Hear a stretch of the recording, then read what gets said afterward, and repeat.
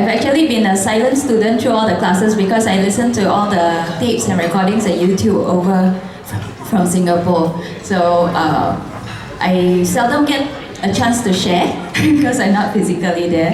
So I make it up one time, gao here, long one. So this recent year, one message struck a deep tone with me. That is, whatever that arises, there are causes and conditions behind. So to express my discovery process to this phrase, I will try to bring you a glimpse of this moment through my eyes. So try to imagine with me. I'm standing here. What do you see? What this means to me now is that I have a beating heart, about 70 beats a minute. That's every second my heart is beating.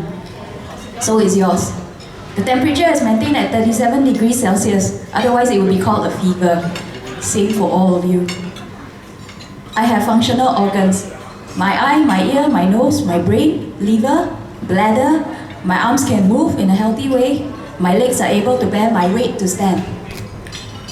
This has sustained me for almost 40 years, beating once a time every second. Think about that. All of you, myself included. Times 90 of us gathered here, with body parts operating, some for 50, 60 years or more. All having learned the English language so that when I speak now, you can understand me. And then when you look at the food on the table, the ingredients, they grew for months on different land, gathered from multiple places and farms, sold, purchased, exported, imported, and the kitchen staff all had to grow up, learn how to cook, work in this restaurant, select, clean, and decided to prepare the specific dishes about 10 times, 9 times for all of us to eat. It's not a simple thing. They look the same, but they are not all the same. Different chicken, different fish, you're all eating. So you and me, specifically on this day, to be able to share this moment of having lunch together is nothing short of a miracle. Seeing and recognizing the supporting causes and conditions behind every moment brought new clarity to what living meant to me. It brought me gratitude, lots of it, and it continues to grow. Even on not so fortunate occasions, on days when things didn't go according to plan, this phrase, whatever that arises, there are causes and conditions behind, allowed me to still appreciate misfortune for the majestic wonder that it is. Let me illustrate with an example of one time when bird poop fell on me. So bird droppings fell on me.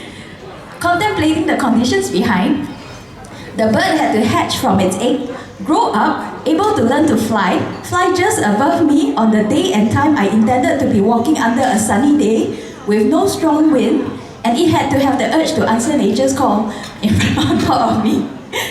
So miraculous, beautifully intricate coincidences of how life and karma works. Every single day, different people pass me by the street and in the mall. Even if we did not exchange words, I feel the affinity. Because it is these selected people out of the billions of others on earth today that I pass by. Plus the multitude of non-humans sharing the earth and its precarious weather with us, whether it rains or not. The possibilities, permutations of each moment are so vast. Trying to predict and expect something to happen becomes near impossible.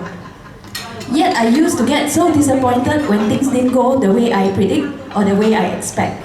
Now in hindsight, how silly it becomes to expect the world, others, or even our very own body to behave in a certain consistent manner and not show change or growth or aging.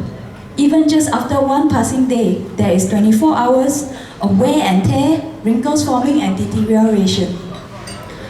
Loving reality for the uniqueness and volatility that it is, I noticed phrases that started to disappear from my vocabulary of thoughts. Phrases like, "Ayo, wasted lah. If only I had done that or I hadn't said that. He or she should have known better not to do that. Or he or she shouldn't have done this, shouldn't have done that, all this. How could you have known? How could they have known?" It's so many possibilities, so many things have happened through their lives every second, every moment. Yeah. So that's the world from my perspective at this moment. Thank you. It does. May not understand what she say, but the meaning is very deep. You see, the Buddha always tell the monks, whatever that arises, there are causes and conditions behind. When Asaji remembered that, he shared with Sariputta. Straight away Sariputta became a Sotapan. How did he develop that understanding? So her way of contemplation is the same, but in stages it will move on to that. Because she is attentive, mindful, reflective, then every of these things that has profound impact on her life, she starts to develop the deep understanding through witnessing them in life.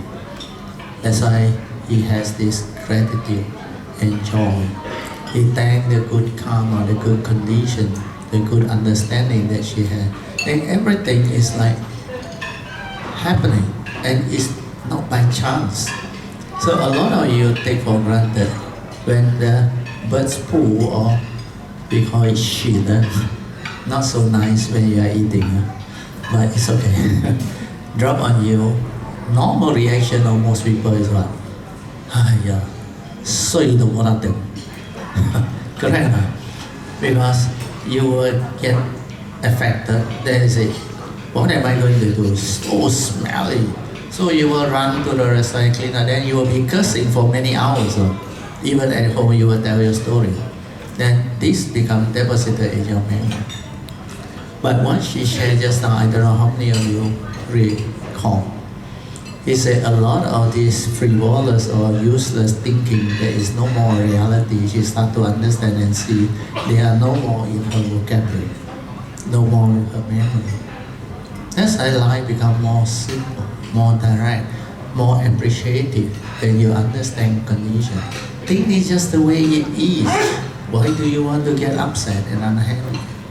Accept the reality of the moment, and you are at peace. You are happy. Have gratitude. There's so many things must happen, even for the food to arise, even for you to exist as a human being. Your organ need to work. That's why he said she got gratitude. For 40 years, this has been functioning very well. But if there is condition of the past for something to happen, you accept the reality first. Then with a calm mind, clarity, ask yourself, what can you do? How can you move on?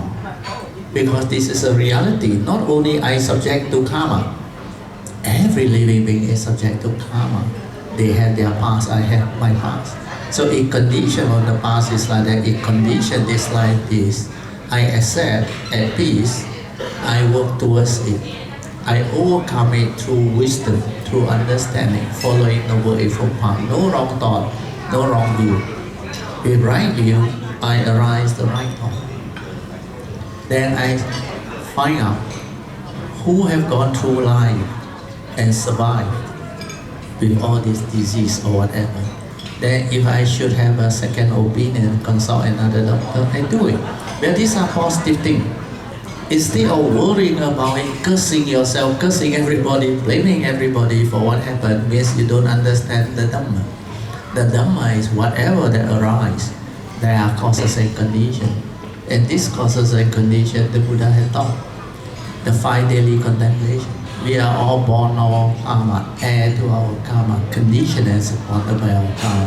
And we are what we are because of our karma. And that is your first attribute as a Kayanata.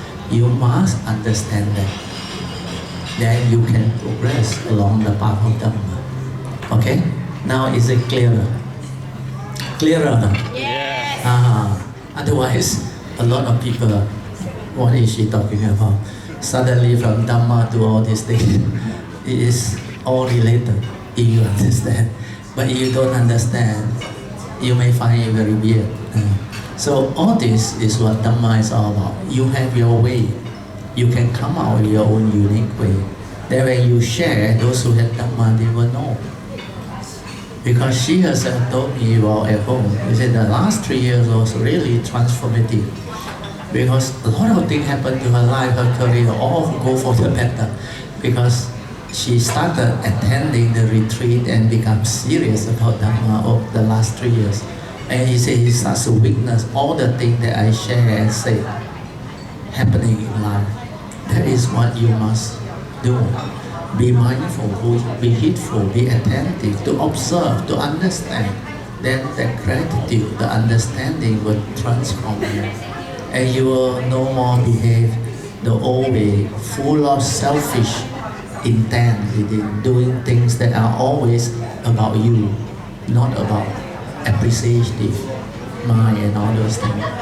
So this is the part on Dhamma that you should learn. Okay? Thank you.